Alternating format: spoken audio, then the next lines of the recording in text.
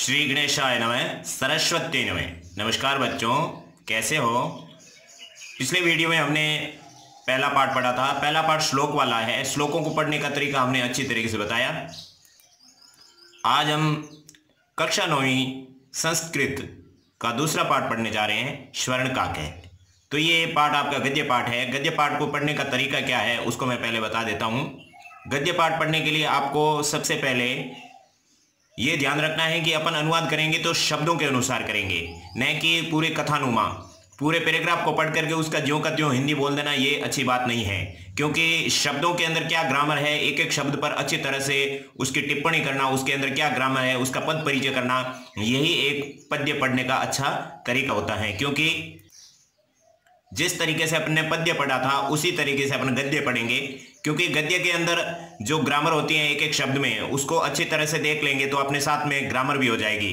तो मैं आपको बता देता हूं कि कौन कौन सी ग्रामर की आपको यहां पर जरूरत पड़ेगी, क्योंकि कोई भी लैंग्वेज ग्रामर पर टिकी हुई होती है। व्याकरण के बिना कोई भी लैंग्वेज को पढ़ने का, बिना ग्रामर के कोई भी लैंग्वेज को पढ़ते हैं तो वो उसके लिए बहुत ही नुकसानदायक होता है। इसलिए मैं आपको सबसे पहले बता देता हूं कि संस्कृत व्याकरण में सबसे पहले अपन को किसका अध्ययन करना चाहिए, उसके बाद में अपन दूसरा पाठ श्रवण काक लेंगे। सबसे पहले तो मैं आपको बता देता हूं कि संस्कृत ग्रामर पढ़ने के लिए शब्द रूप धातु रूप याद होना अनिवार्य है। अगर आपने छठी से लगाकर 8वीं तक शब्द रूप धातु रूप अच्छी तरह से याद नहीं किए हैं तो अब आपको अच्छी तरह से इसको याद कर लेना है। क्योंकि याद क्यों नहीं होता है, क्योंकि इसका प्रयोग आपको पता नहीं है। जब इसका प्रयोग पता चलता है तो ये बहुत ही महत्वपूर्ण होता है। यहाँ पर एक एक शब्द रूप का एक एक शब्द बहुत ही महत्वपूर्ण होता है। यहाँ पर हालांकि दूसरा पाठ श्रवण काक चल रहा है, लेकिन मैं आपको बता देता हूं कि ये जो अकारांत राम शब्द है, तो राम जैसे जो भी दिनेश महेश जो भी होंगे उसके रूप ऐसे ही चलेंगे। तो एक शब्द रूप याद करने के बाद में आपको सारे याद हो जाते हैं। जैसे यहाँ पर रामः लिखा है तो राम ने, रामम यानी राम को, रामायण यानी राम से, रामा यानी राम के लिए, रामात यानी राम से अलग, रामस्य यानी राम का, राम की, राम के, रामे यानी राम में, राम पर, हे राम यानी हे राम। इस तरह से इसके ने, को, में, से, पे, पर, इनको संस्कृत में कुछ नहीं कहते, वो वर्ड के अंदर ही होता है, इसलिए प्रॉब्लम आती है संस्कृत पढ़ने के लिए। इसी तरह से ये उकारांत पुल्लिंग शब्द है, उसके बाद में ये ऋकारांत पुल्लिंग शब्द है, उसके बाद में ये इकारांत पुल्लिंग शब्द आ गया, फिर तकारांत शब्द आ गया, उसके बाद में नदी है वो ईकारांत स्त्रीलिंग शब्द है। अलग अलग होते हैं। एक शब्द रूप याद करने के बाद में उसकी जो मोड़ है वो बहुत अच्छे तरीके से याद हो जाती हैं। बाकी अपन शब्द रूप प्रकरण में आपको विस्तार से बताएंगे कि इसको किस तरह से करना है। शब्द रूप याद होना जरूरी है। उसके बाद में अपन ग्रामर में, क्योंकि इस पाठ के अंदर मैं बीच बीच में शब्द रूप आपको बताता रहूंगा तो आपको पता चलेगा कि कितना महत्वपूर्ण है। ये देखिए, ये अस्मत् शब्द है, सर्वनाम शब्द है। उसका यहाँ पर मैंने आपको बताने के लिए यहाँ पर ये चार्ट बनाया है। अहम, आवाम, वयम, माम, आवाम, अस्मान। ये इस तरह से संस्कृत में याद करते हो। इसका क्या महत्व है? अहम का मतलब मैंने, माम यानी मुझे या मुझको, मया यानी मुझसे, मयम यानी मेरे लिए, मत यानी मुझसे, मम यानी मेरा, मेरी, मेरे, मई यानी मुझ पर, मैं, पे, पर। ये तो कारक होते हैं। पहली विभक्ति में कर्ता कारक होता है, दूसरी विभक्ति में, द्वितीय विभक्ति में कर्म कारक होता है, तृतीय विभक्ति में करण कारक होता है, चतुर्थी विभक्ति में संप्रदान कारक होता है, पंचमी विभक्ति में आपादान कारक होता है, और षष्ठी विभक्ति में संबंध कारक नहीं होता है। हिंदी में होता है, संस्कृत में नहीं होता है, लेकिन अर्थ होता है। उसके बाद में सप्तमी विभक्ति है, सप्तमी विभक्ति में अधिकरण कारक होता है, में, पे, पर होता है। इसी तरह से एक वचन का एक वचन के अनुसार अर्थ होगा, द्विवचन का द्विवचन के अनुसार अर्थ होगा, और बहुवचन का बहुवचन के आधार पर अर्थ होगा। इसकी स्क्रीनशॉट लेकर के आपको इसको अच्छी तरह से बैठ करके ध्यान देना होगा। उसके बाद में ये शब्द रूप इतना महत्वपूर्ण है, मैंने अस्मत् का आपको अच्छी तरह से बता दिया। फिर अपन धातु रूप की ओर चलते हैं। ये लीजिए धातु रूप। धातु रूप वैसे अपने धातु रूप प्रकरण में पढ़ेंगे, लेकिन यहाँ पर मैं आपको बता देता हूँ कि इसके 5 लकार होते हैं। 5 लकारों के अलग अलग, 3 लकार तो अपन जानते हैं। लट लकार का मतलब वर्तमान काल होता है, मतलब होता है। दृढ़ लकार मतलब होगा, और उसके बाद में लंग लकार अभवत यानी हुआ था, और लोट लकार के अंदर ऑर्डर वाला लकार होता है, भवतु यानी करो, हो, और उसके बाद में भवेत यानी होना चाहिए। ये सजेशन है, ये साधुओं की भाषा है, ये अप्सरों की भाषा है। लोट लकार के अंदर ऑर्डर दिया जाता है, विधिलिंग लकार के अंदर मतलब कोई सलाह दी जाती है। इस तरीके से ये 2 लकार अलग से होते हैं, और 3 लकार ये अपने आपको पता ही है। ये वर्तमान काल है, ये भविष्य काल है, और ये भूतकाल है। इसके अलावा भी ग्रामर के बहुत सारे टॉपिक है जिसका ज्ञान हमें होना चाहिए। उसके ज्ञान के बिना अपन कोई भी पाठ पढ़ते हैं तो उसके अंदर अपन को सिर्फ हिंदी अनुवाद और उसका भाव और उसकी कहानी मालूम होती है, जो छोटे बच्चे को भी हो जाती हैं। लेकिन 9th क्लास में अगर संस्कृत पढ़े तो उसके अंदर अपन को कोई भी शब्दों को व्याकरण के अनुसार ही पढ़ना चाहिए, क्योंकि ये व्याकरण के जो टॉपिक है वो हर जगह काम आते हैं। पूरे पाठ के अंदर एक एक शब्द के अंदर वो काम आते हैं। तो लीजिए शुरू करते हैं अपना पाठ स्वर्णकाक है। उसमें आपको पता चल जाएगा कि किस तरीके से अपन उस पाठ को पढ़ते हैं। ये अपना दूसरा पाठ है स्वर्णकाक है, द्वितीय पाठ है स्वर्णकाक है। अब इस द्वितीय पाठ को अपन पढ़ते हैं। तो कथा पढ़ने का तरीका मैंने आपको बता दिया। अब शुरू करते हैं। पहले इसका आमुख पढ़ते हैं। प्रस्तुत पाठ श्री पद्म शास्त्री द्वारा रचित विश्व कथा शतकम नामक कथा संग्रह से लिया गया है, जिसमें विभिन्न देशों की 100 लोक कथाओं का संग्रह है। यह ब्रह्मा देश की श्रेष्ठ कथा है, जिसमें लोभ और दुष्परिणाम के साथ साथ त्याग और उसके सुपरिणाम का वर्णन है। एक सुनहले पंखों के कौवे के माध्यम से इसमें किया गया है। तो ये जो अपने पद्म शास्त्री जी है, इन्होंने एक विश्व कथा नामक एक ग्रंथ लिखा था। उस ग्रंथ में ये स्वर्णकाक नाम का पाठ है। उन्होंने बहुत से ग्रंथ और भी लिखे थे। ये कवि ने, अपने पद्म शास्त्री जी ने ये और भी ग्रंथ लिखे थे।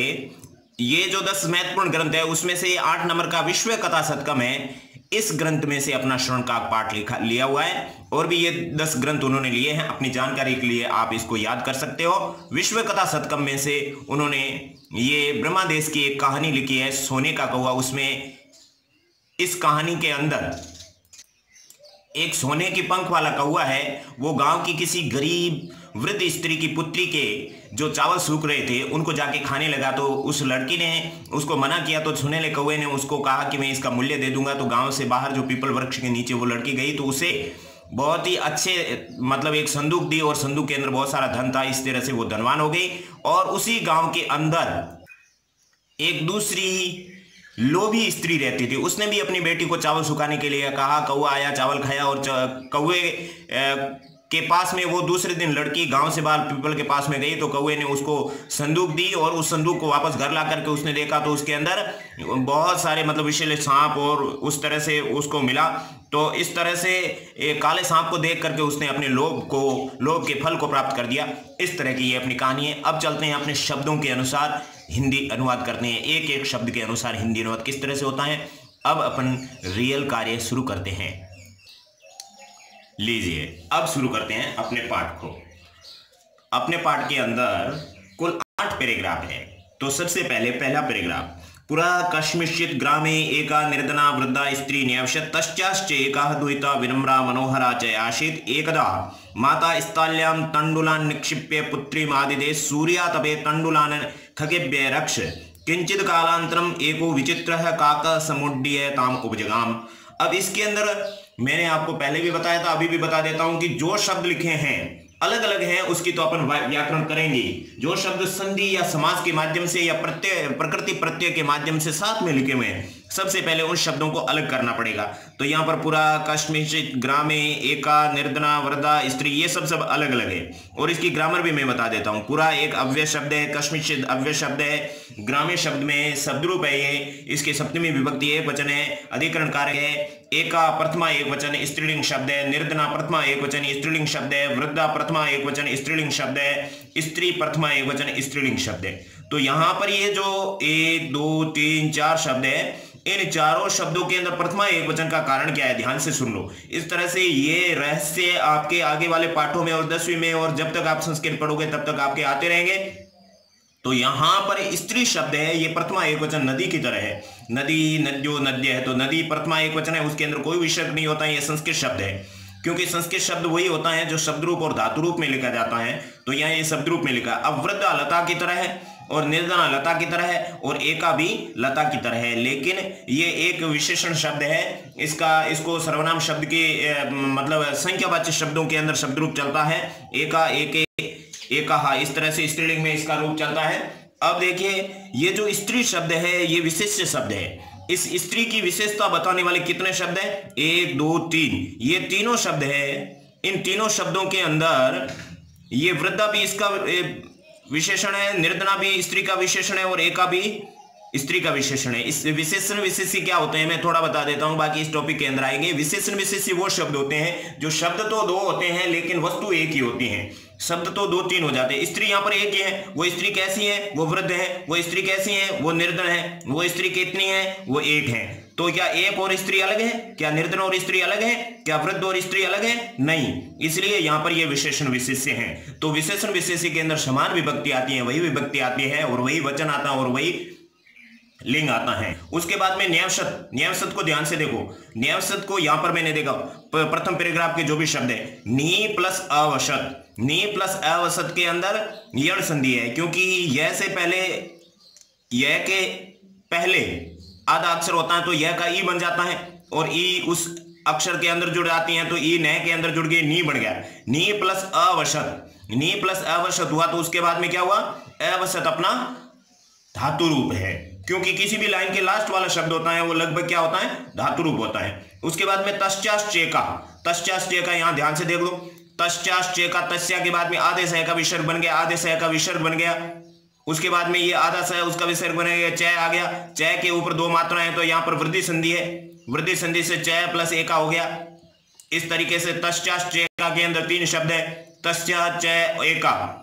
यहां पर यह संधि है सत्व संधि और यहां पर वृद्धि संधि है, 2 संधि अलग अलग है। यहां विसर्ग संधि है, यहां स्वर संधि है। इस तरह से 3 शब्दों को 2 संधियों के माध्यम से या 4 शब्दों को 3 संधियों के माध्यम से वो जोड़ करके लिखते हैं। संस्कृत वाले उनको तोड़ करके अपन को लिखना है, उसके बाद में उसका हिंदी अनुवाद करना है, वरना हिंदी अनुवाद का कोई महत्व नहीं है। उसके बाद में यहां पर तंडुलान निक्षिप्य, तंडुलान निक्षिप्य के आधा न, आधे न को बिल्कुल तंडुलान अलग हो गया। तंडुलान द्वितीय बहुवचन है, रामे रामो रामा रामो रामो रामान, रामान की तरह तंडुलान है, द्वितीय बहुवचन है तो इसका अर्थ भी कर्म कारक के अनुसार होगा। उसके बाद में निक्षिप्य, निक्षिप्य अलग हो गया। उसके बाद में पुत्री मादिदेश, ये पड़ा पुत्री मादिदेश, ध्यान से देखो। पुत्री में अलंत हो गया, पुत्री में अलंत हो गया, अंदर से आ निकला आदिदेश हो गया, ठीक है ना। पुत्री में अलंत हुआ तो ये द्वितीय विभक्ति एक वचन का शब्द बन गया, द्वितीय के अनुसार इसका अर्थ होगा।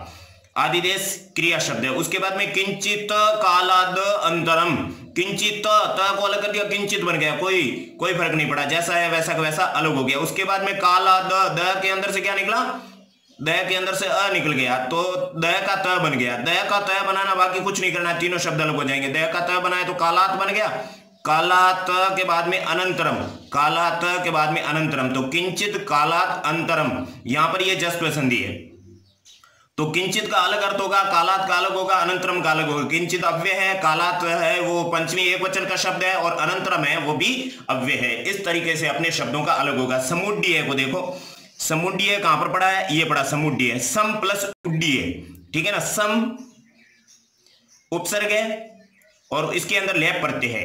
उसके बाद में ताम उपजगाम, ताम उपजगाम को ध्यान से देखो, तामू पाजगाम, ताम अलंत हुआ, उसके बाद में उप हुआ, उप के बाद में आजगाम हुआ, ताम अलंत हुआ तो अंदर से ऊ निकला, वो पा के अंदर दीर्घ संधि से उप बन गया। ताम, ताम के अंदर द्वितीय एक वचन है, स्त्रीलिंग शब्द है, तत्सर्वनाम शब्द द्वितीय एक वचन में ताम होगा, उसके बाद में उप होगा। उप के योग में हमेशा द्वितीय विभक्ति आती है, इसलिए इसके अंदर द्वितीय आई है, वरना इसके अंदर षष्ठी होती, तस्या होता है। यहाँ पे अकॉर्डिंग टू हिंदी अनुवाद यहाँ पर षष्ठी होता, तस्या उप आजगाम ऐसा होता, लेकिन उप के योग में ये कारक का रूल है, क्योंकि मैंने आपको बताया हर प्रकार की व्याकरण आपको पता होना चाहिए, वरना आप हिंदी अनुवाद नहीं कर पाएंगे। इस तरह से पहले शब्दों को अलग करना और उसके बाद में शब्दों को अलग करने के बाद में हिंदी अनुवाद करेंगे, वो भी अपन किसके अनुसार करेंगे, वो भी अपन हिंदी अनुवाद भी ग्रामर के अनुसार ही करेंगे, शब्द के अनुसार करेंगे। ऐसे नहीं कि पूरा बोल करके और उसके बाद में उसका हिंदी बोल दिया और आपको कहानी पता चल गया और आप खुश हो गए, ऐसे नहीं बेटा। उसको आप अच्छी तरीके से एक एक शब्द पर ग्रामर याद करोगे, उसके अंदर क्या व्याकरण है, व्याकरण के अनुसार गहराई से याद करोगे। उसके लिए पहले आपको व्याकरण पर पूरा ध्यान देना पड़ेगा। अब इसका मैं अनुवाद शुरू करता हूं, ध्यान से देखो एक एक शब्द का पूरा। यानी प्राचीन काल में याद हो गया, कस्मिश्चित यानी किसी, एक एक शब्द का याद करो, पक्का याद करो, नहीं तो हिंदी अनुवाद पढ़ने मेरे से पढ़ रहे हो तो एक एक शब्द का कंटिन्यू अपने आप हाथों हाथ याद करो, बाद में नहीं। मैं एक एक शब्द का बोल रहा हूं, आप याद करो, अनुवाद ऑटोमेटिक याद हो जाएगा पूरा। यानी प्राचीन काल में, कस्मिश्चित यानी किसी, ग्रामे यानी गांव में, गांव में कहां से आया, सप्तमी के कारण है, सप्तमी विभक्ति है ना, उसके कारण अधिकरण कारक होता है और में अर्थ हो गया गांव में। एका यानी एक, निर्धना यानी गरीब, वृद्धा यानी वृद्ध, स्त्री यानी स्त्री, तो ये करता है, इसलिए इसके अंदर प्रथमा शब्द में एक गरीब स्त्री, वृद्ध स्त्री, निअवसत, अवसत वस धातु है, वस का मतलब रहना, तो उसका लंग लकार भूतकाल में क्या होगा, भूतकाल में होगा अवसत यानी रहती थी, भूतकाल में थी होता है, और वर्तमान काल में वसती यानी रहती है, तो यहां पर अवसत है। अवसत मैंने तोड़ करके आपको बता दिया। नी अवसत, नी उपसर्ग आ गया तो क्या करता है, नी आ गया तो क्या करेंगे, निवास करती थी। अब दोबारा देखो, इसको पूरा पक्का याद करो, उसके बाद में आप लोग को थोड़ा स्पीड से पढ़ना पड़ेगा, नहीं तो क्या है वीडियो ज्यादा लंबा हो जाता है, और उसको आप बार बार रिपीट करके देख करके पक्का याद करो, प्रैक्टिस करो, सिर्फ पाठ याद मत करो, प्रैक्टिस करो, 10th में काम आएगा। प्राचीन काल में किसी गांव में एक गरीब वृद्ध स्त्री निवास करती थी। याद हो गया। अब इसी तरह से दूसरी लाइन, तस्चा च एका, इसको तोड़ दिया था, याद होना चाहिए, जो शब्द तोड़ते हैं उसको याद होना चाहिए।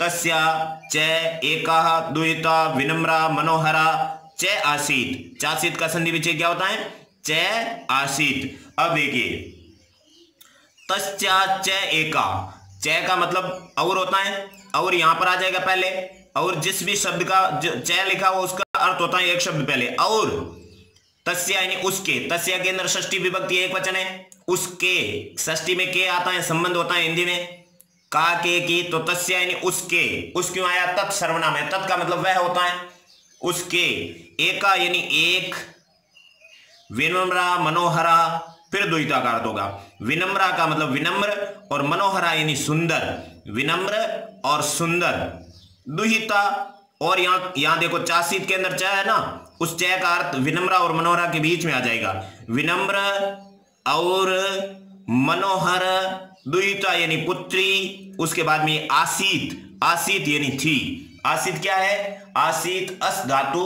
अस्ति अस्ति होता है ना, उसका भूतकाल में क्या होता है, आसीत आस्ताम आसन, तो आसीत यानी था, आसन यानी थे, तो आसीत यानी थी भी होता है, स्त्रीलिंग पुल्लिंग में एक जैसा चलता है, और उसके एक विनम्र और सुंदर पुत्री थी। याद हो गया। अब एकदा, एकदा यानी एक बार, माता, माता शब्द है, ये संस्कृत का प्रथमा एक वचन का शब्द है, मातृ शब्द रीकारांत है, ये माता शब्द का रूप चलता है, ऐसे नहीं बोलना चाहिए, मातृ शब्द का जब रूप चलता है तो माता, माता रो, माता रह, तो प्रथमा एक वचन का शब्द है, ये करता है, प्रथमा विभक्ति में कर्ता होता है, तो ये करता है, इस लाइन का कर्ता कौन है, माता। एकदा यानी एक बार, माता ने लगता है कर्ता में, स्थाल्याम, स्थाली शब्द है, ई बड़ा होता है उसमें, स्थाली शब्द है, ई बड़ा होता है, नदी की तरह होता है, तो उसका सप्तमी एक वचन में क्या होगा, नद्याम की तरह, स्थाल्याम, स्थाल्याम यानी थाली में, स्थाल्याम यानी थाली में, एक बार माता ने थाली में तंडुलान यानी चावलों को, तंडुलान का मतलब क्या होता है, चावलों को, निक्षिप्य यानी रख कर, नी के अंदर नी उपसर्ग है, क्षिप्त धातु, और लेप प्रत्यय, लेप प्रत्यय जहां पर भी आता है उसका मतलब होता है करके, ये प्रत्यय वगैरह प्रत्यय प्रकरण में आपको अच्छी तरह से एक बार पढ़ लेने होंगे, और उन प्रत्यय के अर्थों को भी आपको अच्छी तरह से याद कर लेने हैं। वैसे मैं एक एक पाठ के शुरुआत में एक एक व्याकरण का टॉपिक है वो शॉर्ट में आपको समझाता रहूंगा, उससे आपको ध्यान हो जाएगा।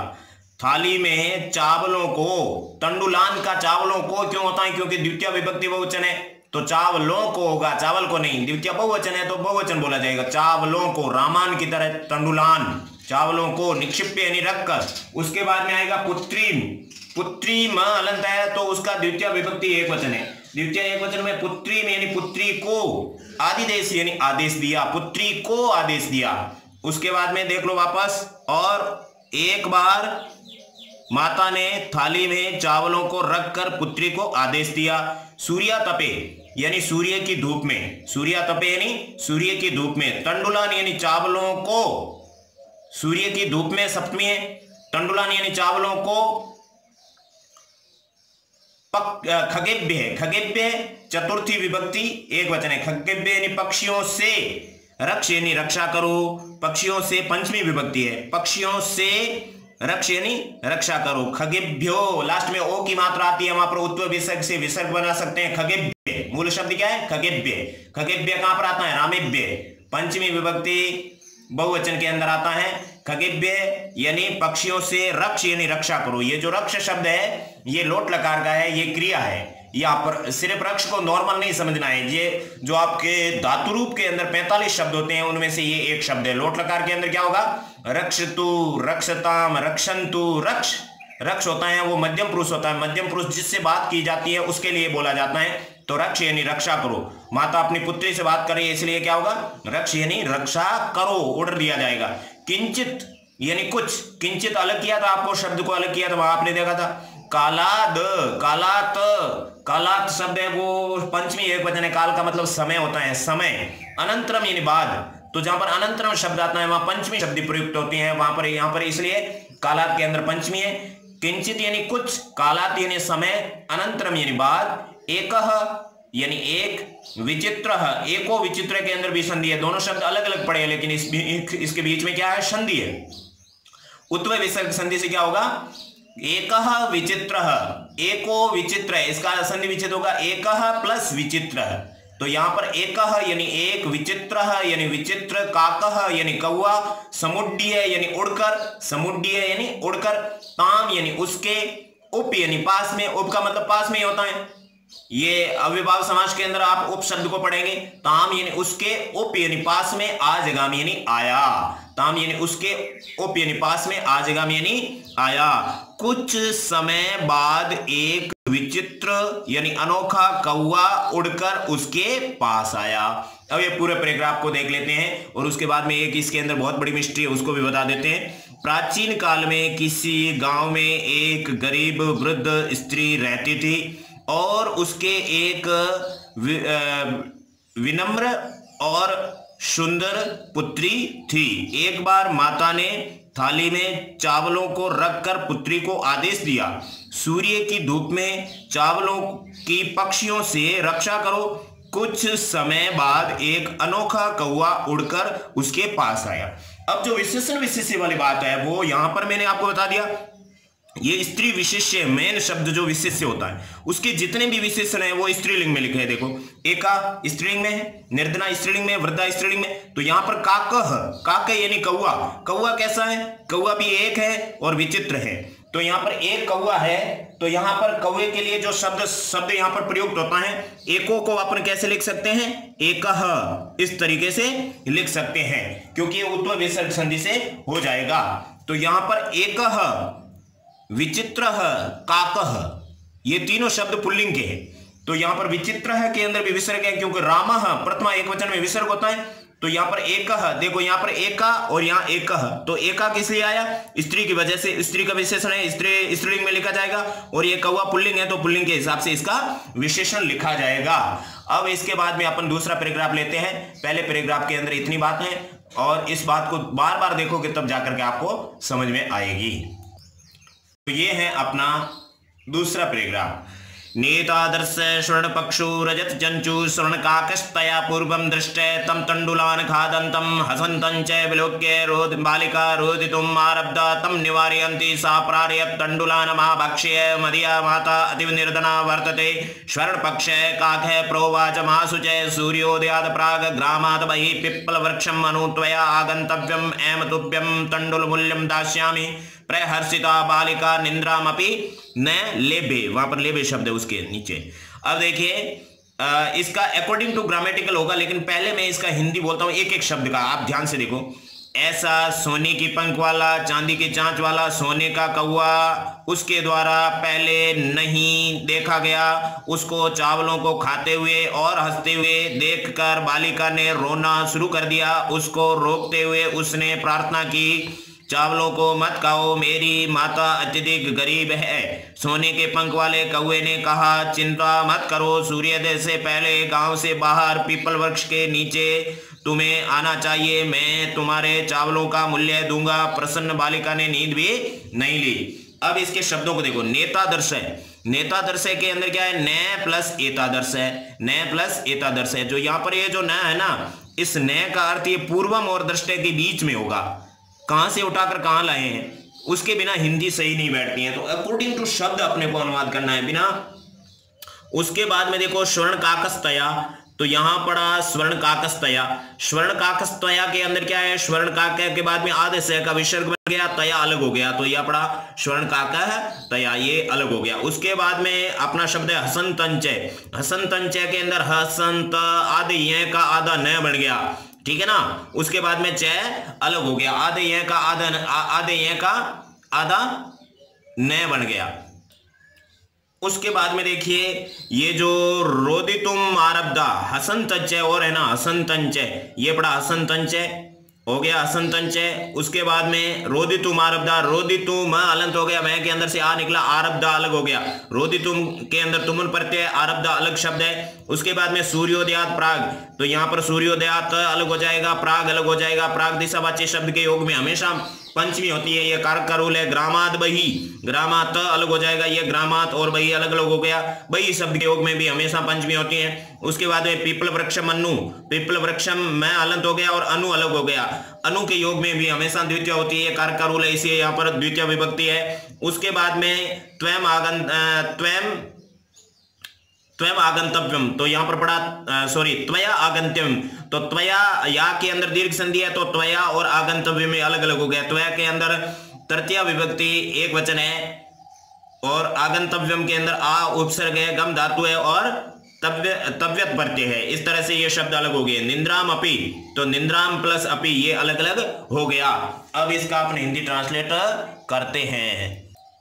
चलिए देखिए, एतादृश यानी ऐसा, एतादृश यानी ऐसा, स्वर्ण पक्ष यानी सोने की पंख वाला, रजत चंचू यानी चांदी की चोंच वाला, स्वर्ण काक यानी सोने का कौवा, तया यानी उसके द्वारा, तृतीय है तो उसके द्वारा योगा, तृतीय में द्वारा या से होता है, उसके द्वारा, पूर्वम यानी पहले, फिर न यानी नहीं, दृष्ट यानी देखा गया। यहाँ पर अपने वृद्धि संधि से न प्लस एतादृश अलग हो गया, वृद्धि संधि में दो मात्रा होती है, तो न का अर्थ यहां पर आ गया ऐसा, सोने की पंख वाला, चांदी की चांच वाला, सोने का कौवा, उसके द्वारा पहले नहीं देखा गया। दृष्टय के अंदर कत प्रत्यय देखा गया, कत प्रत्यय, कत और कत्वतु हमेशा भूतकाल अर्थ में होते हैं, दृष्टय यानी देखा गया, तो यहाँ पर प्रत्यय है।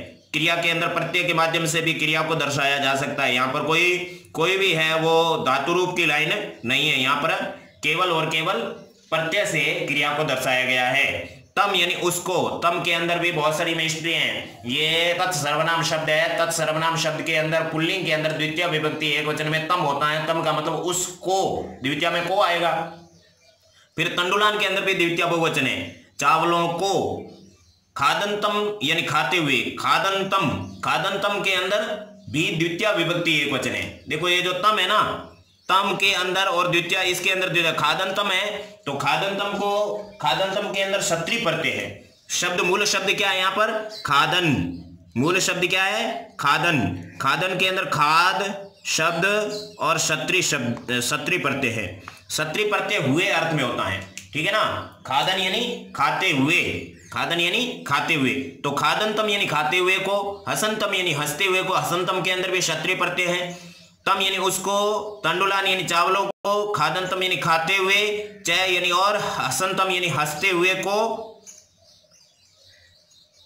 विलोक्य यानी देखकर, विलोक्य के अंदर लैप प्रत्यय है, वी उपसर्ग लैप प्रत्यय है, तो लैप प्रत्यय का मतलब करके होता है। विलोक्य यानी देखकर, बालिका यानी बालिका ने, रोदितुम यानी रोना, आरब्धा यानी शुरू कर दिया, बालिका ने रोना शुरू कर दिया, उसको चावलों को खाते हुए और हंसते हुए देखकर बालिका ने रोना शुरू कर दिया। इस तरह से अपन अकॉर्डिंग टू ग्रामर अनुवाद करेंगे। सबसे पहले आपको शब्द रूप, धातु रूप और प्रत्यय याद होने चाहिए, तब जाकर के अपन पढ़ सकते हैं। अगले पार्ट के अंदर मैं आपको प्रत्यय की एक अच्छी सी लिस्ट बताऊंगा, जिसके माध्यम से आप उसको क्लियर कर सकते हो। उसके बाद में एक बार ये पार्ट वापस देखना, तो उसमें आपको पता चलेगा कि अकॉर्डिंग टू ग्रामर कैसे अनुवाद होता है।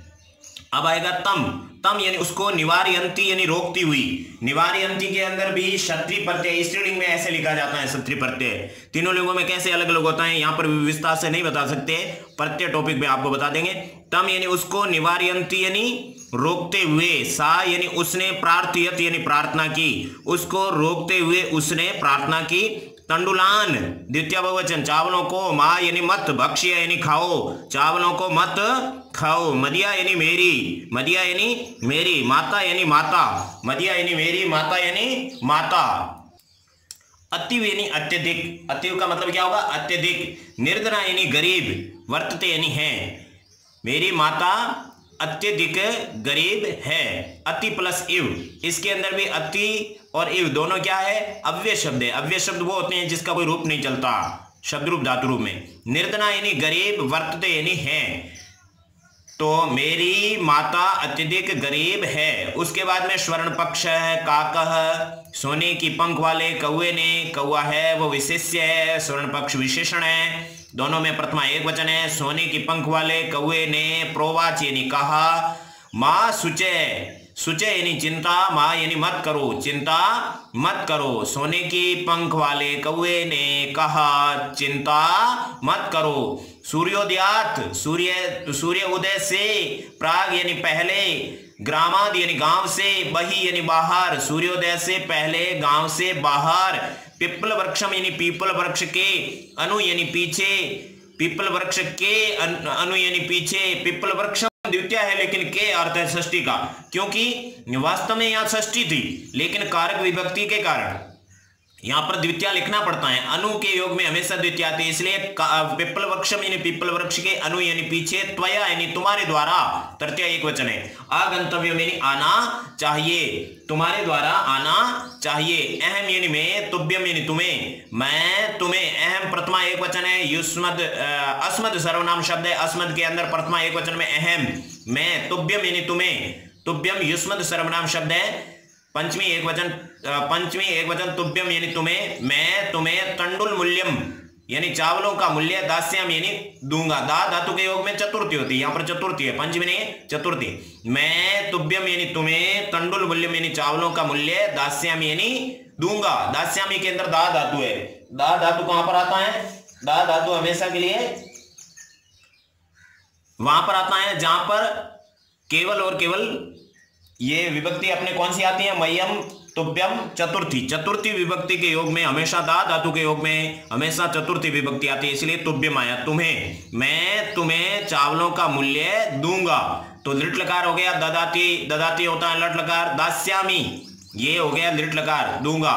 प्रहर्षिता यानी प्रसन्न। बालिका यानी बालिका ने। निंद्राम यानी नींद। अपी यानी भी। न लेभे नहीं ली। निंद्राम अपी अलग लोग है, नींद भी, न यानी नहीं, लेबे यानी ली। प्रसन्न बालिका ने, नींद भी नहीं। अब इस पैराग्राफ का अपन हिंदी अनुवाद पूरा साथ में बोल देते हैं। देखो, ऐसा सोने की पंख वाला और चांदी की चोंच वाला सोने का कौवा उसके द्वारा पहले नहीं देखा गया। उसको चावलों को खाते हुए और हंसते हुए देखकर बालिका ने रोना शुरू कर दिया। उसको रोकते हुए उसने प्रार्थना की, चावलों को मत खाओ, मेरी माता अत्यधिक गरीब है। सोने की पंख वाले कौवे ने कहा, चिंता मत करो, सूर्योदय से पहले गांव से बाहर पीपल वृक्ष के नीचे तुम्हें आना चाहिए, मैं तुम्हारे चावलों का मूल्य दूंगा। प्रसन्न बालिका ने नींद भी नहीं ली। चलिए शुरू करते हैं तीसरा पैराग्राफ। तीसरे पैराग्राफ के अंदर इसके अंदर यहां तक है सूर्योदयात पूर्वमेव सा तत्रोपस्थिता। अब इस तरह से इसको, उसके बाद में इसका देख लीजिए सूर्योदयात पूर्वमेव, तो इसको देखिए ध्यान से, सूर्योदयात पूर्वमेव, इसके अंदर सूर्योदयात पूर्वमेव शब्द है, उसके अंदर क्या संधि है? सूर्योदयात अलग हो गया, सूर्योदयात अलग हो गया, उसके बाद में पूर्वम में अलंत हुआ, पूर्वम अलंत हुआ, उसके बाद में एव, सूर्योदयात पंचमी एक वचन है, पूर्वम अव्यय है, एव भी अव्यय है, उसके बाद में तत्रोपस्थिता, तत्रोपस्थिता शब्द यहां पर आएगा, ये दूसरा शब्द है। उसके बाद में तत्रोपस्थिता का त्रो के अंदर गुण संधि है, एक मात्रा वाले गुण शब्द होते हैं, दो मात्रा वाले वृद्धि संधि होती है।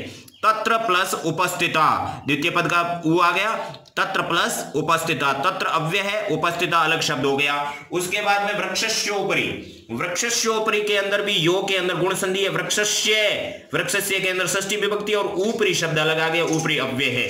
उसके बाद में चाश्चर्यचकिता, चाश्चर्यचकिता के अंदर च प्लस आश्चर्यचकिता, तो इसे इधर दीर्घ संधि है, च प्लस आश्चर्य, च का अलग अर्थ होता है, आश्चर्यचकिता का अलग।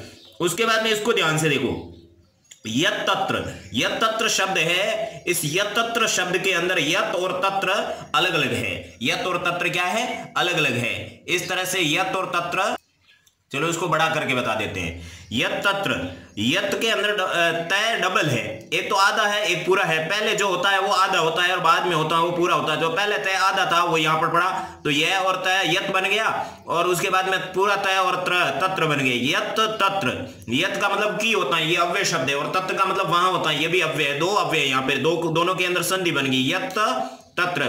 उसके बाद में प्रबुद्धस्तदा, प्रबुद्धस्तदा के अंदर आधा स का विसर्ग बन गया, देखो आधा स, उसका विसर्ग करना है दया के साथ में, और विसर्ग के जस्ट बाद में त से बाद वाला शब्द देखो आराम से, प्रबुद्ध तदा, प्रबुद्ध और तदा अलग अलग हो गया। उसके बाद में स्वर्ण गवाक्षात, त अलग हो गया तो कथितम अलग हो गया, स्वर्ण गवाक्षात कथितम, तो स्वर्ण गवाक्षात के अंदर पंचमी एक वचन है, कथितम अलग हो गया। उसके बाद में त्वयं आगता, त्वयं आगता है, बिल्कुल ऐसा है, इसके अंदर कोई अलग नहीं है। त्वयं आगता के अंदर त्वयं में अलंत हो गया और आगता अलग हो गया। त्वयं है वो युष्म सर्वनाम शब्द है, प्रथमा एक वचन है, आगता अलग हो गया। सोपानम में अलंत होता तो सोपानम हो गया, मैं के अंदर से है निकला को अवतारयामी, अवतारयामी पढ़ा है। उसके बाद में इस शब्द को ध्यान से देखो, निर्धन मातुर द्विता अस्मि, निर्धन, निर्धन अलग हो गया, निर्धना मातु, मातु के बाद में ये जो दू है ना, इस दू के ऊपर वाले रह का विसर्ग बना, और वो ऊपर वाला रह दू से पहले है। बहुत सारे इसको बाद में पढ़ लेते हैं, दू के बाद में रह नहीं है, ये ऊपर होता है वो पहले होता है, और ऊपर होता है वो आधा होता है। तो दू है, दू के ऊपर जो रह है वो आधा है, आधे रह का यहाँ पर विसर्ग बन गया। तो निर्धन मातुहु, निर्धना मातुहु, निर्धना मातु है, ये अलग अलग हो गया, मातुहु विसर्ग बन गया। उसके बाद में दुहिता, यहाँ पड़ा दुहिता अलग हो गया, ये क्या है, ये अवग्रह चिन्ह है, अवग्रह चिन्ह को अ लिख देते हैं तो अस्मि हो गया। निर्धन मातु द्विता अस्मि, निर्धन मातु द्विता अस्मि, 4 शब्द है।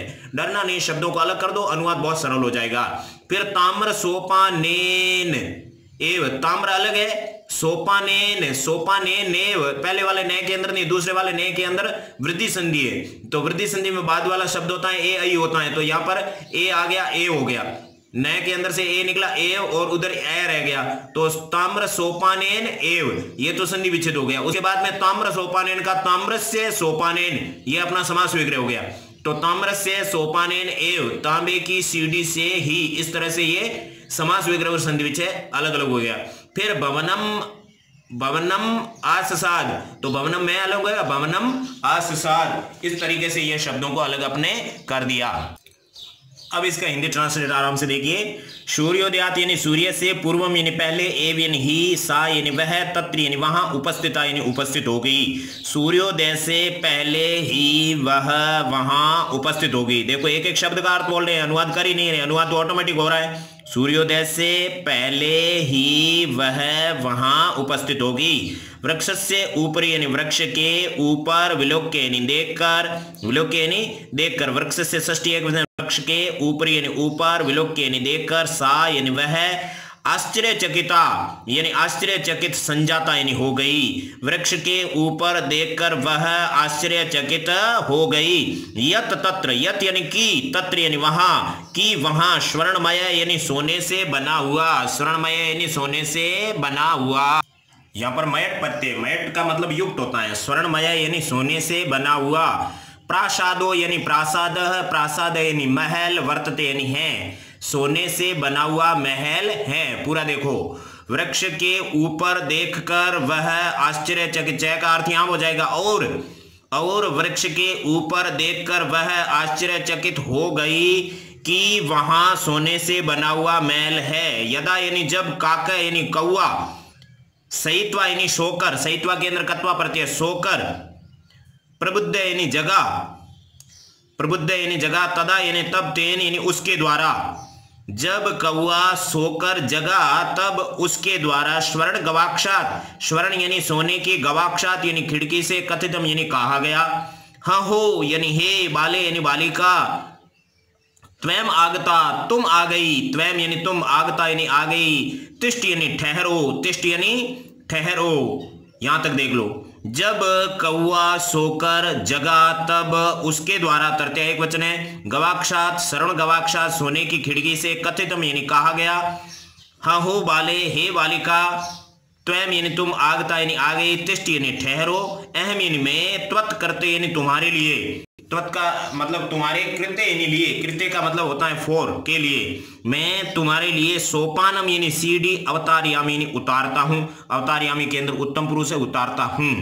तत्कथ्य तो बताओ, तत् का मतलब तब कथ्य यानी बताओ, कथ्य के अंदर भी लोट लगा रहे, बताओ स्वर्णमयम यानी सोने से बनी हुई, रजतमयम यानी चांदी से बनी हुई, उत ताम्रमयम वाह यानी या फिर ताम्रमयम यानी तांबे से बनी हुई, तब बताओ सोने से बनी हुई, चांदी से बनी हुई या फिर तांबे से बनी हुई। कन्या प्रावोचत बालिका ने कहा, अहम निर्धन मातुर दुहिता अस्मि, अहम यानी मैं, निर्धन यानी गरीब, मातु यानी माता की, दुहिता यानी बेटी, अस्मि यानी हूं, मैं गरीब माता की बेटी हूं। मातु के अंदर षष्ठी एक वचन है, माता की हो जाएगा, दुहिता यानी बेटी, अस्मि यानी हूं। ताम्र यानी तांबे की, यहां पर षष्ठी तत्पुरुष समास, तांबे की ताम्रस से, सोपान यानी सीढ़ी से, एव यानी ही, तांबे की सीढ़ी से ही, एव अव्यय उसका मतलब ही होगा। आगमिष्यामि आऊंगी, दृढ़ लकार है आऊंगी, आगमिष्यामि। परम यानी लेकिन, परम यानी लेकिन, स्वर्ण सोपानेन सोने की सीढ़ी से, सा यानी वह, स्वर्ण भवनम यानी सोने के महल में, आस साद यानी आई, लेकिन सोने के सीढ़ी से वह सोने के महल में आई। इस तरीके से इसका अनुवाद होगा। एक बार फिर देख लो, सूर्योदय से पहले ही वह वहां उपस्थित होगी, वृक्ष के ऊपर देखकर वह आश्चर्यचकित हो गई कि वहां सोने से बना हुआ महल है। जब कौवा सोकर जगा तब उसके द्वारा सोने की खिड़की से कहा गया, हे बालिका तुम आ गई, ठहरो मैं तुम्हारे लिए सीढ़ी उतारता हूं। तब बताओ सोने से बनी हुई, चांदी से बनी हुई या फिर तांबे से बनी हुई। कन्या ने कहा, मैं गरीब माता की बेटी हूं, तांबे से बनी हुई सीढ़ी से ही आऊंगी, लेकिन सोने की सीढ़ी से वह सोने के महल में आई। अब अपन लेते हैं चौथा पैराग्राफ। चौथे पैराग्राफ के अंदर कुछ एक शब्द है, ये शब्द है उनको अलग करना पड़ेगा, और चौथा पैराग्राफ यहां से लगाकर यहां तक है, काफी लंबा है, लेकिन इसके शब्दों को अलग करने के लिए अपन अब इसको अलग से देख लेते हैं कि इसको किस तरीके से अपन को अलग करना है। देखिए चौथे पैराग्राफ के अंदर ताम्र स्थाल्यामेवाहम, यहां पर ताम्र शब्द अलग है, स्थाल्या, स्था ध्यान से देखो, स्थाल आधा या और म अलंत हो गया तो स्थाल्याम बन गया, सप्तमी एक वचन। मैं के अंदर से ए निकला, एवाहम, वा के अंदर फिर दीर्घ संधि, तो इधर वाला ए और वा ये क्या हो गया एव, उसके बाद में प्लस अहम, प्लस के बाद में क्या होगा अहम, ताम्र स्थाल्याम एव अहम। इस तरह से ये यहाँ पर कितने शब्द है, 4 शब्द है। तो ध्यान से देखो, ताम्र का मतलब अलग होगा, स्थाल्याम का अलग होगा, एव का अलग अर्थ होगा, अहम का अलग होगा। इस तरीके से आपको शब्दों को अलग करना पहले।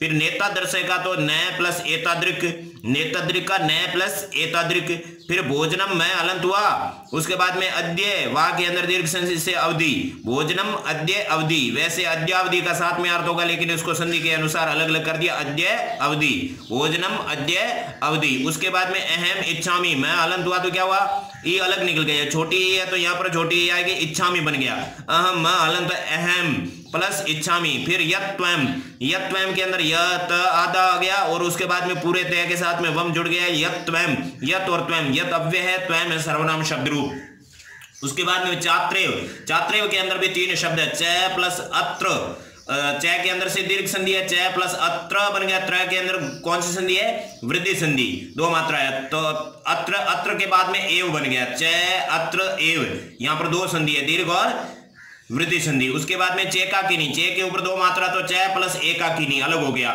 उसके बाद में शीघ्रम में, शीघ्रम में अलंत हुआ तो अंदर से ए निकला, शीघ्रम और एव। इस तरीके से चौथे पैराग्राफ के शब्दों को अपन ने देख लिया है, जो 8 शब्द थे। अब अपन पैराग्राफ की ओर चलते हैं, अकॉर्डिंग टू शब्द अपना अनुवाद करते हैं। अब इस पैराग्राफ का आराम से ध्यान से हिंदी अनुवाद देखिए। कालम यानी लंबे समय से, भवने यानी महल में, सप्तमी एक वचन है, चित्र विचित्र यानी अनोखी अनोखी, वस्तुनि यानी वस्तुओं को, सामान को, सज्जितानि यानी सजी हुई, दृष्टवा यानी देखकर, दृष्टवा के अंदर दृष्ट धातु कत्वा प्रत्यय, कत्वा का मतलब करके होता है, दृष्टवा यानी देखकर, सा यानी वह, विस्मय यानी आश्चर्यचकित, गता यानी हो गई। लंबे समय से महल में अनोखी अनोखी वस्तुओं को सजी हुई देखकर वह आश्चर्यचकित हो गई। श्रांताम थकी हुई, ताम यानी उसको, ताम के अंदर भी द्वितीय एक वचन है, श्रांताम के अंदर भी द्वितीय एक वचन है।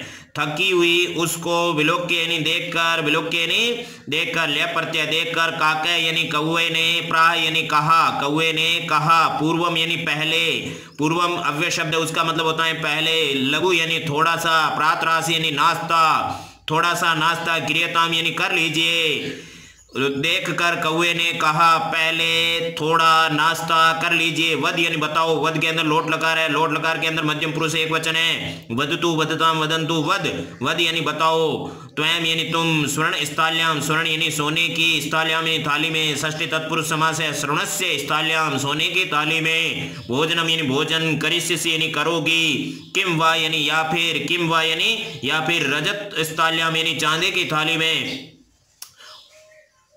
ताम्र स्थाल्याम उत, उत यानी या फिर, वा यानी या फिर, ताम्र स्थाल्याम यानी तांबे की थाली में, बताओ तुम सोने की थाली में भोजन करोगी या फिर चांदी की थाली में या तांबे की थाली में। बालिका यानी बालिका ने, बालिका प्रथमा एक वचन है, बालिका ने व्याजहार यानी उत्तर दिया, ताम्र स्थाल्याम एव अहम, इसका शब्द अपन ने तोड़ ले गया, ताम्र यानी तांबे की, स्थाल्याम यानी थाली में, सप्तमी एक वचन है, एव यानी ही, अहम यानी मैं, तांबे की थाली में ही मैं, निर्धना यानी गरीब, बालिका गरीब, भोजनम यानी भोजन, करिष्याम यानी करूंगी, मैं गरीब, अहम का पहले अर्थ होगा, निर्धना का बाद में, मैं गरीब तांबे की थाली में ही भोजन करूंगी, इस तरह से बाद में पहले करना पड़ता है, मैं गरीब तांबे की थाली में ही भोजन करूंगी, तदा यानी तब, सा यानी उसे, उस कन्या यानी कन्या, कन्या को, आश्चर्यचकिता यानी आश्चर्यचकित संजाता यानी होगी,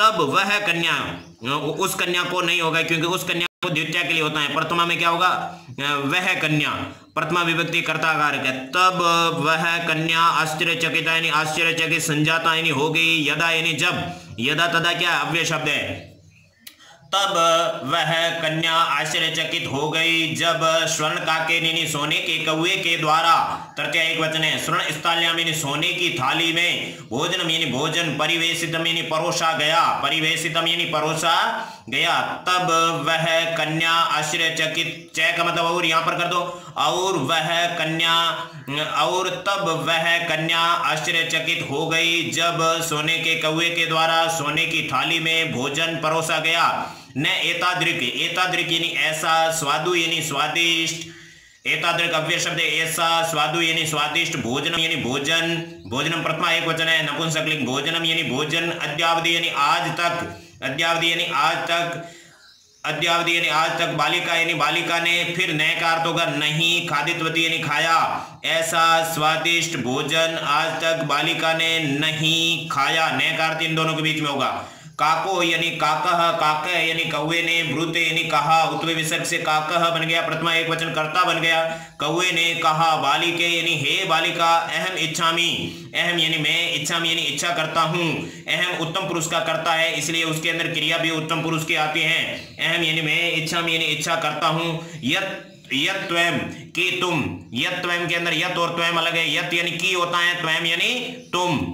अब यहां पर एक चीज देख लीजिए, यत त्वम यानी कि तुम, यत यानी कि, त्वम यानी तुम, सर्वदा यानी हमेशा, सर्वदा यानी हमेशा, चात्रेव, अत्रेव, अत्र एव, अत्र यानी यहाँ पर, एव यानी ही, जय का मतलब और होता है, कहीं पर भी सेट कर सकते हैं, अत्र यानी यहाँ, एव यानी ही, तिष्ठ यानी ठहरो, तिष्ठ यानी ठहरो, तिष्ठ के अंदर लोट लगा रहे, और देखो यहाँ पर त्वम है, त्वम के साथ में हमेशा मध्यम पुरुष आता है, त्वम यानी तुम, तिष्ठ यानी ठहरो, तो त्वम के साथ में मध्यम पुरुष की क्रिया आती है चाहे लकार कोई भी हो, और अहम इच्छा में, अहम के साथ में हमेशा कौन सा आता है, उत्तम पुरुष की क्रिया आती है। इसके लिए मैं थोड़ा सा आपको एक्सप्लेन कर देता हूं, ये देख लीजिए, प्रथम पुरुष को छोड़ो और मध्यम पुरुष और उत्तम पुरुष में देखो, मध्यम पुरुष एक वचन में जो भी क्रिया आती है पांचों लकारों में, उसके अंदर त्वम आता है, जैसे त्वम पठसी, त्वम अपठ, त्वम पठ, त्वम पठे, है ना, सारे लकार मैंने बोल दिए। उसके बाद में युवाम के अंदर मध्यम पुरुष द्विवचन की क्रिया हमेशा इसके त्वम, देखो त्वम के साथ में यहां पर ये पठसी जोड़ दिया,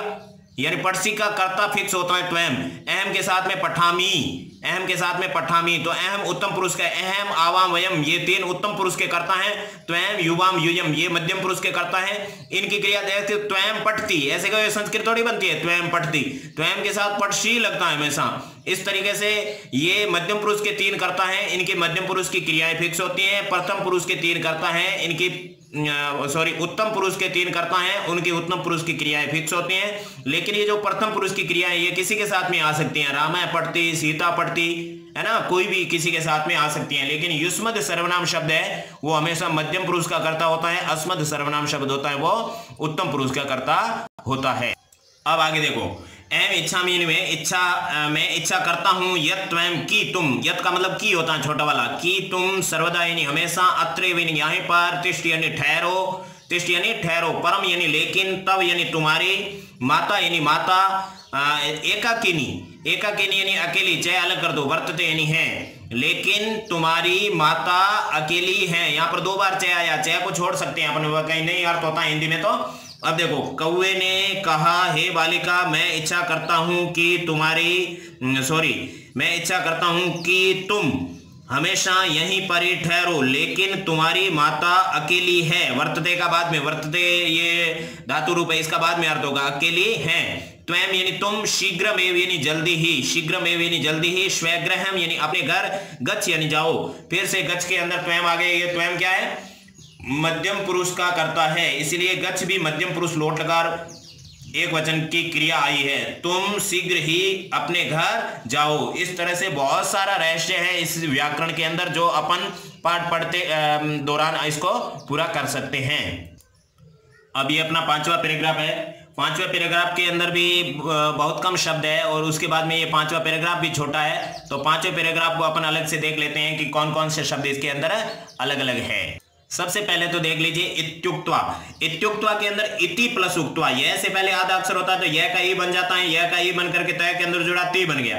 इति, उसके अंदर यह के अंदर वाले स्वर से बाद वाले शब्द की शुरुआत होती है। यह के अंदर कौन सा स्वर है, उ से बाद वाले शब्द की शुरुआत हुई उक्त्वा। ये नियम बहुत जगह काम आता है, ये अण संधि का नियम है, इति प्लस उक्त्वा। उसके बाद में कक्षाभ्यंतरा तिस्त्र, कक्षा अलग हो गया। उसके बाद में अभ्यंतरा, अभ्यंतरा के बाद में तिस्त्र, इस तरह से 3 शब्द बने, कक्षा अभ्यंतरा तिस्त्र बन गया। उसके बाद में प्रत्यवधित के अंदर भी यण संधि है, यह के अंदर ई है, यह का जो ई बना तय के अंदर जुड़ा प्रति बन गया। यह के अंदर कौन सा स्वर है, अ से बाद वाले शब्द की शुरुआत हुई, अवदत बन गया। अवदत क्या है, ये धातु रूप का शब्द है, लंग लकार भूतकाल का है, अवदत शब्द बन गया। यथेच्छम का संधि विच्छेद किया, यथा प्लस इच्छम, ये कौन सी संधि है, गुण संधि है, यथा प्लस इच्छम। उसके बाद में मंजूसाम एकाम, मंजूसाम अलंत हुआ, अंदर से एकाम निकल गया, मंजूसाम एकाम। उसके बाद में इस शब्द को ध्यान से देखो, कथितम, कथितम अलंत हुआ, कथितम बन गया। उसके बाद में के अंदर से क्या निकला, ई य द का त बना दो, अंदर से ए निकाल करके एवं बना दो, पहले एवं बना दिया अलग, तो मैं के अंदर वाला ई य त, ईयत शब्द अलग बन गया। ईयत का अलग अर्थ होता है, कथितम ईयत एव, इस तरह से शब्दों को अलग कर दिया आपने। अब जल्दी से इस पैराग्राफ का हिंदी अनुवाद देख लीजिए। ये जो अपना पैराग्राफ है इसके अंदर स्टार्टिंग शब्द है इत्युक्त्वा। इत्युक्त्वा का मतलब होता है ऐसा कहकर, इति यानी ऐसा, उक्त्वा यानी कहकर, ऐसा कहकर, काका यानी कौवा, कक्षा यानी कमरे के, अभ्यंतरा यानी अंदर से, तिस्त्र यानी 3, मंजूसा यानी संदूक, पेटी है संदूक, निस्सार यानी निकालकर, ताम यानी उसके प्रति यानी प्रति, अवदत यानी बोला, ताम यानी उसके प्रति यानी प्रति, अवदत यानी बोला। ताम के अंदर उसके तो षष्ठी होनी चाहिए ना, लेकिन द्वितीय है क्योंकि प्रति शब्द के योग में हमेशा द्वितीय होती है, कारक का नियम है।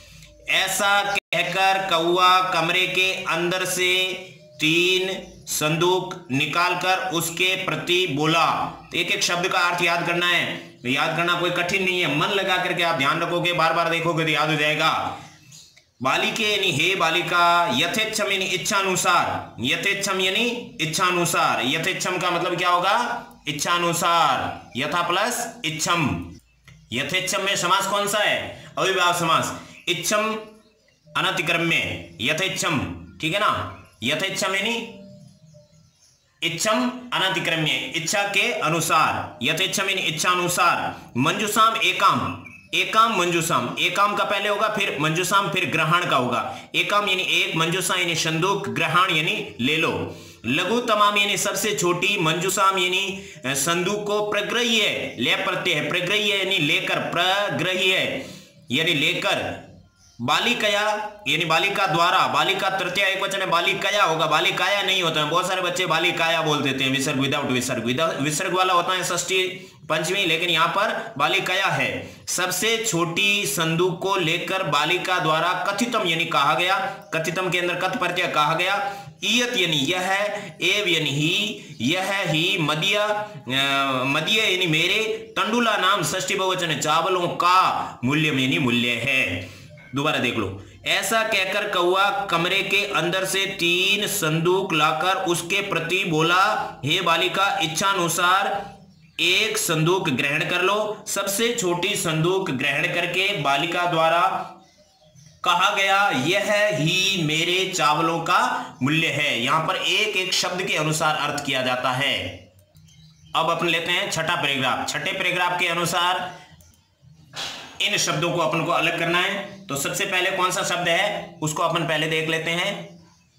सबसे पहला है ग्रहम आगत्य। ग्रहम में अलंत हुआ तो अंदर से आ निकलेगा आगत्य, ग्रहम आगत्य। उसके बाद में सम उद्घाटिता, सम उपसर्ग है, उत उपसर्ग है और घाटिता शब्द है, सम उद्घाटिता। उसके बाद में इस शब्द को ध्यान से देखो, तद्दिना धनिका, त के बाद में ये डबल द है ना, तो एक द आधा है और ये जो ई की मात्रा है बाद वाले द के अंदर है, तो जो द आधा है उसका तय बन गया। तो इस पूरे वाले तय के अंदर जो आधा द उसका तय बना तो ये तत् बन गया। क्या बन गया? तत्। उसके बाद में दी पूरा एकदम साफ साफ है तो ये पड़ा दी। दी के बाद में ना बिल्कुल आ गया त। ये त कहां आया? यहां पर देखो ध और द, तो यहां पर पूरा कौन सा है? नहीं, द नहीं है। द तो पूरा दिखता है लेकिन है नहीं, क्योंकि मैंने अभी आपको बताया जो अक्षर नीचे होता है वो पूरा होता है। तो यहां पर द नीचे है वो पूरा है, उसके अंदर अ की मात्रा है, द आधा है, तो यहाँ द आधा तो उसका तय बन गया, ना के बाद में त जुड़ गया, तो यहाँ पर ना के बाद में तय जुड़ गया, दिनात बन गया। कितनी मुश्किल से बीच में से दिनात निकाला, दी नात, दी त, इधर वाला तय तो तत् बन गया, दी नात। फिर धनिका, धनिका अलग हो गया, ध बिल्कुल साफ साफ अलग हो गया, यहाँ पर द बिल्कुल साफ साफ हो गया, दिनात धनिका, तत् अलग बन गया, दिनात है। दिनात के अंदर कौन सा है? पंचमी एक वचन है, उसके बाद में धनिता अलग हो गया। इस तरह से इस छोटे से पैराग्राफ के शब्दों को अपने अलग कर दिया। अब इसके अनुवाद को भी ध्यान से सुन लो। गृहम आगत्य यानी घर आकर, तया यानी उसके द्वारा, मंजूषा यानी संदूक, समुद्घाटिता यानी खोली गई, घर आकर उसके द्वारा संदूक खोली गई। तस्याम यानी उसमें, मेहारहाणी यानी बहुमूल्य, हीरकाणी यानी हीरों को, मेहारहाणी विशेषण है, हीरकाणी विशेष्य है, दोनों के अंदर तृतीय विभक्ति बहुवचन है, नपुंसकलिंग में इसी तरह से रूप चलता है। तस्याम सप्तमी एक वचन है, उसमें, मेहारहाणी यानी बहुमूल्य, हीरकाणी यानी हीरों को, उसमें बहुमूल्य हीरों को, विलोक्य यानी देखकर, सा यानी वह, प्रहर्षिता यानी प्रसन्न हो गई, प्रहर्षिता यानी प्रसन्न हो गई, उसमें बहुमूल्य हीरो को देखकर वह प्रसन्न हो गई। च यानी और, तत् यानी उस, दिनात यानी दिन से, धनिका यानी धनवान, संजाता होनी हो गई, और उस दिन से धनवान हो गई। घर आकर उसके द्वारा संदूक खोली गई, उसमें बहुमूल्य हीरो को देखकर वह प्रसन्न हो गई, और उस दिन से धनवान हो गई। अब ये अपना 7वां पैराग्राफ है। 7वें पैराग्राफ के अंदर शब्दों को अलग अलग देख लेते हैं। पहले काफी बड़ा पैराग्राफ है तो इसके अंदर देखिए, सबसे पहले तस्मिन नेव, तस्मिन नेव के अंदर ये डबल नय है ना, तो यहां पर गमुडागम संधि से क्या हो जाता है? डबल नय हो जाता है। तो यहां पर तस्मिन है, एक शब्द सप्तमी एक वचन में होता है ना, तस्मिन तयो तेसाम, तस्मिन है। उसके बाद में ए, तो जहां पर आधा नय आता है और उसके बाद में क्या आता है? कोई स्वर आ जाता है, तो उस आधे नय को डबल लिख दो, बाद वाले नय के अंदर वो स्वर घुस जाएगा, तो ये बाद वाला नय उसके अंदर ए घुस गया, तो तस्मिन नेव के अंदर एक न का लोप हो जाएगा, तो तस्मिन प्लस एव, इस तरह से गमुडागम संधि से हो गया। एका अपरा का एका प्लस अपरा। उसके बाद में न्यावसत, न्यावसत के अंदर आपको पता ही है यहाँ पर यण संधि है, नी प्लस अवशत, ये पहले पैराग्राफ में हो गया था। रहस्यम अभिज्ञातवती, रहस्यम में अलंत हो गया तो क्या बना? रहस्यम, और अभिज्ञातवती अलग हो गया। उसके बाद में तंडुलान निक्षिप्य, ये तो पहले से वापस पहले पैराग्राफ वाला वापस आ रहा है, तंडुलान निक्षिप्य अलग अलग हो गया। उसके बाद में तया अपि, तया के अंदर दीर्घ संधि से अपि अलग हो गया, तया तृतीया एक वचन, अपि अव्यय शब्द, तथेव तथा प्लस एव। उसके बाद में ताम अपि, ताम अलंत होता है, अंदर से आ निकला, ताम प्लस अपि। उसके बाद में तत्रेव, तत्रैव कार्यत, तत्रे के अंदर गुण वृद्धि संधि से तत्र प्लस एव, वा के अंदर फिर दीर्घ संधि एव, फिर अकार्यत, अकार्यत अलग हो गया, तत्र एव अकार्यत। उसके बाद में प्रातस्तत्र, प्रातः तत्र के अंदर प्रातः प्लस तत्र, इस तरह से ये अलग अलग हो गया। उसके बाद में अहम आगता, अहम आगता के अंदर अहम प्लस आगता, काको अब्रवीत, काको के अंदर काकह प्लस अब्रवीत, इस तरह से शब्दों को अपने अलग कर दिया। अब चलते हैं हिंदी अनुवाद की ओर। चलो इस बड़े से पैराग्राफ का हिंदी अनुवाद कर देते हैं, ध्यान से देखो। तस्मिन यानी उस, एव यानी ही, तो उसी अपन हिंदी में लिखते हैं उसी, उसको उस और ही ऐसे संस्कृत में अलग अलग लिखते हैं। उसी ग्रामे यानी गांव में, ग्रामे के अंदर कौन सी विभक्ति है? सप्तमी विभक्ति एक वचन, ग्रामे यानी गांव में। एका यानी एक, अपरा यानी दूसरी, अपरा अलग हो गया। लुब्धा यानी लोभी, वृद्धा यानी वृद्ध, ये सेम जो पहले पैराग्राफ में पढ़ा था, वृद्धा के विशेषण है सारे। लुब्धा आकारांत स्त्रीलिंग शब्द हो गया। अपरा दूसरी हो गया, दूसरी भी विशेषण है। एका एक, ये भी विशेषण है। तो उसी गांव में एक का एक, अपरा दूसरी, लुब्धा लोभी, वृद्धा वृद्ध स्त्री न्यवशत रहती थी, निवास करती थी। तस्या यानी उसके, अपि यानी भी, तस्या के अंदर कौन सी विभक्ति है? षष्ठी विभक्ति एक वचन है। षष्ठी में तो विसर्ग होता है, यहां पर विसर्ग कैसे नहीं है? विसर्ग लोप संधि से विसर्ग हो गया, लोप। तस्या यानी उसके, अपि यानी भी, एका यानी एक, पुत्री यानी पुत्री, आसित यानी थी, दोनों में प्रथमा एक वचन है। उसके भी एक पुत्री थी। ईर्ष्यया, यहां पर तृतीय विभक्ति एक वचन है। ईर्ष्यया तो तृतीय में कर्ण कारक होता है, से अर्थ होता है। ईर्ष्या यानी ईर्ष्या से, सा यानी वह, तस्य यानी उस, स्वर्ण काकस्य यानी सोने के कौवे के, रहस्यम यानी रहस्य को, अभिज्ञातवती यानी समझ गई, जान गई। ईर्ष्या से वह उस सोने के कौवे के रहस्य को जान गई। उसके बाद में सूर्य तपे यानी सूर्य की धूप में, सूर्य से आतपे, यहां पर सूर्य प्लस आतपे संधि भी है और षष्ठी तत्पुरुष समास भी है। सूर्य से आतपे, सूर्य की धूप में, आतपे सप्तमी एक वचन है। तंडुलान निक्षिप्य, चावलों को रखकर, तयापि उसके द्वारा भी, तयापि यानी उसके द्वारा भी, स्वसुताम अपनी बेटी को, रक्षार्थम यानी रक्षा के लिए, नियुक्ता यानी नियुक्त किया गया। सूर्य की धूप में चावलों को रखकर उसके द्वारा भी अपनी बेटी को रक्षा के लिए नियुक्त किया गया। तथैव वैसे ही, स्वर्ण पक्ष है, सोने की पंख वाला, काकह कौवा, तंडुलान चावलों को, भक्ष्यन यानी खाते हुए, भक्ष्यन यानी खाते हुए, ताम अपि यानी उसको भी, तत्रैव अकार्यत, तत्रैव यानी उसी तरह से, अकार्यत यानी रोका। वैसे ही सोने की पंख वाला कौवा चावलों को खाते हुए उसको भी वैसे ही रोका, जैसे वो लड़की दूसरी थी ना, उसको सोने के हार मिले थे, उसी तरह से लोभी स्त्री की बेटी ने भी उसको भी वैसे ही रोका। प्रातः तत्र, सुबह वहां, प्रातः यानी सुबह, तत्र यानी वहां, गत्वा यानी जाकर, सा यानी उसने, सा का मतलब वह होता है लेकिन करता है इसलिए उसने भी होगा, प्रथमा एक वचन है। सुबह वहां जाकर उसने, काकम यानी कौवे को, निर्भर्ष्यन्ति यानी डांटते हुए, निर्भर्ष्यन्ति यानी डांटते हुए, प्रावोचित यानी कहा। सुबह वहां जाकर उसने कौवे को डांटते हुए कहा, भो नीच काक, हे नीच कौवे, हे नीच कौवे, अहम आगता मैं आ गई, अहम यानी मैं, आगता यानी आ गई, मय्यम यानी मेरे, तंडुल मूल्यम यानी चावलों का मूल्य, तंडुल मूल्यम यानी चावलों का मूल्य, तंडुला नाम मूल्यम, ऐसे इसका समास विग्रह होगा, क्योंकि तंडुल है ना वो बहुवचन में चलता है, षष्ठी तत्पुरुष समास है। चावलों का मूल्य, प्रयच्छ यानी दे दो, यच धातु, यच का मतलब देना होता है, तो यह लोट लकार है, मेरे चावलों का मूल्य दे दो। काको अब्रवीत, काको यानी कौवे ने, अब्रवीत यानी कहा, अहम यानी मैं, त्वत् करते यानी तुम्हारे लिए, मैं तुम्हारे लिए, सोपानम उत्तारयामी, सोपानम यानी सीढ़ियों को, उत्तारयामी यानी उतारता हूं, मैं तुम्हारे लिए सीढ़ियों को उतारता हूं।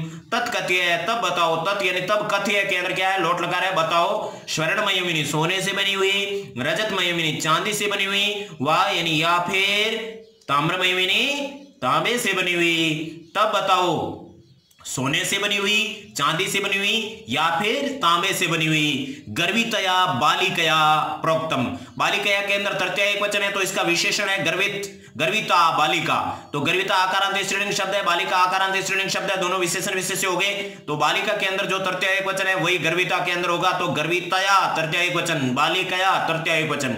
घमंडी, गर्विता का मतलब घमंडी, बालिका यानी बालिका द्वारा, प्रोक्तम यानी कहा गया, घमंडी बालिका के द्वारा कहा गया। स्वर्णमय सोने से बने हुए, सोपान यानी सीढ़ी से, अहम यानी मैं, सोपाने न के अंदर दीर्घ संधि से क्या हो गया, अहम, यहां हलंत नहीं हुआ, मैं हलंत हो गया तो अंदर से आगच्छामी। सोने से बनी हुई, स्वर्णमयन सोने से बनी हुई, सोपानेन तो यहां पर सोपान का ये विशेषण भी बन गया, मैट प्रत्यय के साथ में तृतीया विभक्ति एक वचन, और सोपानेन यानी सीढ़ी से, सोने से बनी हुई सीढ़ी से, अहम यानी मैं, आगच्छामी यानी आती हूं, आगच्छामी यानी आती हूं, परम यानी लेकिन, परम यानी लेकिन, स्वर्ण काकः सोने के कौवे ने, स्वर्ण काकः यानी सोने के कौवे ने, तत्कृते उसके लिए, तत्कृते यानी उसके लिए, ताम्रमयम तांबे से बनी हुई, ताम्रमयम यानी तांबे से बनी हुई, सोपानम एव सीढ़ी को ही, सोपानम एव यानी सीढ़ी को ही, प्रायश्चित यानी दिया, तांबे से बनी हुई सीढ़ी को ही दिया। स्वर्ण काकः सोने के कौवे ने, ताम यानी उसको, सोने के कौवे ने उसको, भोजनम अपि यानी भोजन भी, भोजनम अपि यानी भोजन भी, ताम्रभाज ने तांबे के बर्तन में, हया करयत यानी करवाया, सोने के कौवे ने, ताम यानी उसको द्वितीय एक वचन, भोजनम अपि यानी भोजन भी, ताम्रभाज ने सप्तमी एक वचन, तांबे के बर्तन में, ही अकार्यत करवाया, ही कार्यत यानी करवाया। इस तरह से अपने इस पैराग्राफ का हिंदी अनुवाद हो गया। अब इसको पूरा बोल देता हूं। उसी गांव में एक दूसरी लोभी वृद्ध स्त्री रहती थी, उसके भी एक पुत्री थी। ईर्ष्या से वह उस सोने के कौवे के रहस्य को जान गई। सूर्य के धूप में चावलों को रखकर उसके द्वारा भी अपनी बेटी को रक्षा के लिए नियुक्त किया गया। वैसे ही सोने के पंख वाले कौवे ने चावलों को खाते हुए उसको भी वैसे ही रोका। सुबह वहां जाकर वह कौवे को डांटते हुए कहती हैं, कहा, हे नीच कौवे, मैं आ गई, मेरे चावलों का मूल्य दे दो। कौवे ने कहा, मैं तुम्हारे लिए सीढ़ियां उतारता हूं, तब बताओ सोने से बनी हुई, चांदी से बनी हुई या तांबे से बनी हुई। घमंडी बालिका ने कहा, सोने से बनी हुई सीढ़ी से मैं आती हूं, लेकिन सोने के कौवे ने उसके लिए तांबे से बनी हुई सीढ़ी को ही दिया। सोने के कौवे ने उसको भोजन भी तांबे के बर्तन में ही करवाया। अब ये अपना 8वां पैराग्राफ है और अंतिम पैराग्राफ है। बच्चों, कैसे लग रहा है आपको? मैं आपको बताता हूं कि आप एक एक शब्द के अनुसार हिंदी अनुवाद करो। बिना एक एक शब्द को पकड़े आपको संस्कृत में कोई फायदा नहीं होगा, क्योंकि किताब तो बहुत कम होती हैं, 30 या 35 नंबर की होती हैं, बाकी सारे 60 या 65 नंबर आपके ग्रामर के होते हैं 10वीं क्लास में। इसलिए आपको पहले से ग्रामर तैयार करके रखनी है, नहीं तो 10वीं में आपको प्रॉब्लम आएगी। चलिए अपन अंतिम पैराग्राफ के शब्दों को अलग अलग कर देते हैं।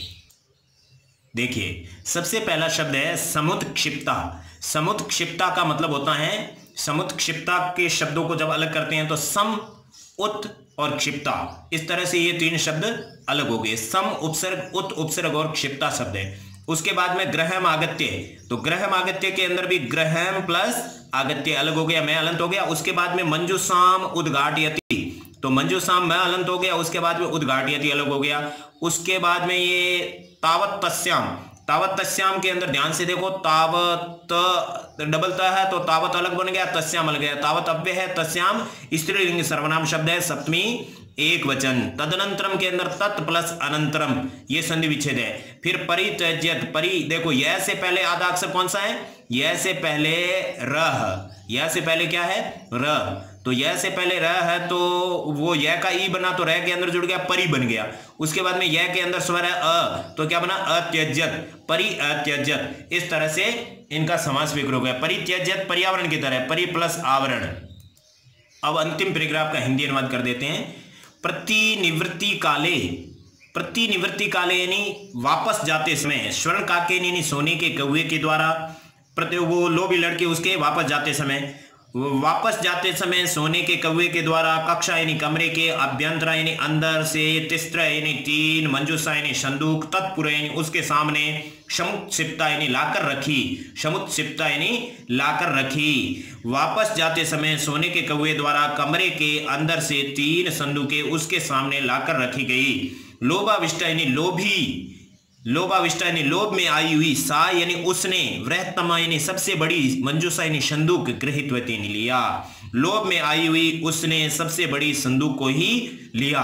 गृहमागत्य घर आकर, सा यानी उसने, सा यानी वह, तर्षिता यानी शीघ्र ही, घर आकर वह शीघ्र ही, यावत यानी जब, मंजूषाम यानी संदूक को उद्घाटित यानी खोलती है, घर आकर वह शीघ्र ही जब संदूक को खोलती है, मंजूषाम में हलंत हुआ, मंजूषा में उद्घाटित यानी खोलती है, तावत तस्याम, तावत यानी तब, अव्यय शब्द है, तस्याम सप्तमी एकवचन, अधिकरण कारक में अर्थ होता है, तस्याम यानी उसमें, भीषण यानी भयंकर, कृष्ण सर्प यानी काला सांप, विलोकिता है यानी देखा गया, विलोकिता है, विलोकिता के अंदर कत प्रत्यय है, देखा गया, भूतकाल आते हैं, भयंकर काला सांप देखा गया। लुब्ध या बालिकया, तृतीय एक वचन है, लोभी बालिका द्वारा, लोभस्य यानी लोभ का, फलम यानी फल, प्राप्तम यानी प्राप्त कर लिया गया, लोभी बालिका द्वारा लोभ का फल प्राप्त कर लिया गया।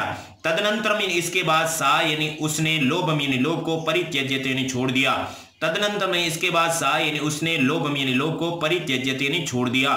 पूरा देख लो। वापस जाते समय सोने के कौवे ने कमरे के अंदर से 3 संदूक उसके सामने लाकर रखी। लोभ से आई हुई उसने सबसे बड़ी संदूक को ग्रहण किया। घर आकर वह शीघ्र ही जब संदूक को खोलती हैं तब उसमें भयंकर काला सांप देखा जाता है। लोभी बालिका द्वारा लोभ का फल प्राप्त कर लिया गया। इसके बाद उसने लोभ को छोड़ दिया। इसी के साथ में अपना यह पाठ पूरा होता है। प्यारे बच्चों, हमने ये YouTube चैनल बहुत सारे टीचर्स और बच्चों और अभिभावकों की मांग पर बनाया है, क्योंकि हमने जिन बच्चों को पढ़ाया है उनके बोर्ड परीक्षा में लगभग पूरे नंबर आए हैं। 95, 96, 97, 98, 99 और 100 नंबर भी बच्चों के 100 में से 100 भी आए हुए हैं। इसलिए हम पूरी ग्रामर और पूरे संस्कृत को इसी तरीके से आपको पढ़ाते रहेंगे। अगले साल आपके 10वीं में भी आप लोग इसी तरीके से ये वीडियोस देख सकते हैं, लेकिन 9th में आप अच्छी तरह से इसकी तैयारी करो। अच्छी तरह से इसकी तैयारी करोगे तब जाके आपको एक सेंसिटी बन जाएगी, एक संस्कृत की विचारधारा बन जाएगी। आप इसको भारी मत मानो, हार्ड मत मानो। मैं आपको जैसे जैसे टॉपिक्स देता हूँ वैसे वैसे आप क्लियर करो। एक दिन आपके लिए संस्कृत बहुत ही सरल बन जाएगी। इसी के साथ में मैं अपनी वाणी को विराम देता हूँ। फिर से नए पाठ तीसरे के लिए आप फिर से तैयार रहिए। देखिए NCERT के अनुसार ये जो किताबें चेंज हुई है, तो ये पुरानी वाली किताब है, लेकिन तीसरा पाठ है वो चेंज हो गया। आपके पहला दूसरा पाठ तो सेम आ रहा है जो 5 साल पहले थी, लेकिन तीसरा पाठ चेंज हो गया है। देखते हैं अगले एपिसोड में किस तरह से आपको अच्छा सा फ़ायदा मिलता है। जय हिंद।